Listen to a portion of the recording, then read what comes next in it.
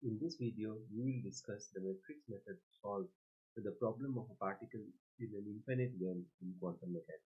So in this problem, we have a particle which moves along one dimension and the x coordinate goes from 0 to x equal to a.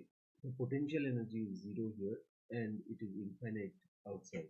The particle is trapped in this region. So the probability of finding the particle out of this box is 0. So the wave function goes to 0 out of this box. Inside this box, the wave function is not equal to 0. And our goal is to find this wave function, and depending on the form of the wave function, the corresponding energy eigenvalue. First, let us write down the Schrodinger equation. So minus h bar square by 2l d2 psi dx2. This is the kinetic energy term, and we are only interested in this region inside the infinite well where the potential energy is 0. So this is the total energy we have, the total Hamiltonian we have, and this must be equal to the energy eigenvalue times the wave function. Now our goal is to solve this equation. So we look at the dimensions of both the sides, and in both the sides we have a psi, so the dimensions of those cancel, so the everything except for the psi must have the dimension of energy. So h bar square by 2l into the square of the length must have the dimension of energy. So what we can do is write energy as a dimensionless version of energy, which is denoted by script E times h bar square by 2l into some length square, E square.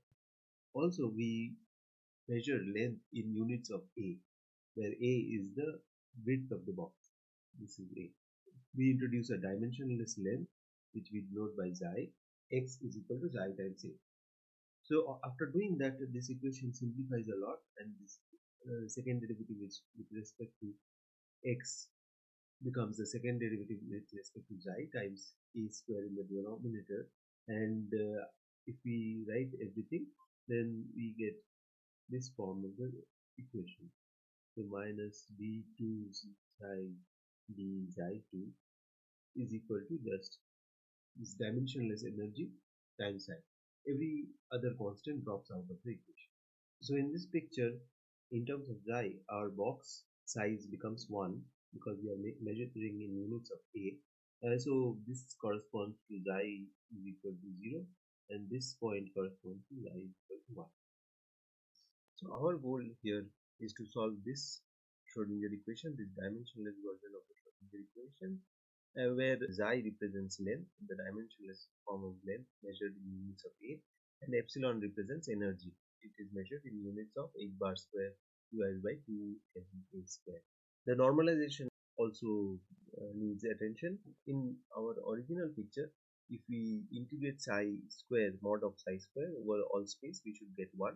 And going to the dimensionless variable, if we write dx is equal to a times di, then the a can come out of this equation, and this is the normalization that we get. The integral over mod of psi square from 0 to 1 must be equal to 1 by a. This ensures that the integral of psi square with respect to x from 0 to a is 1.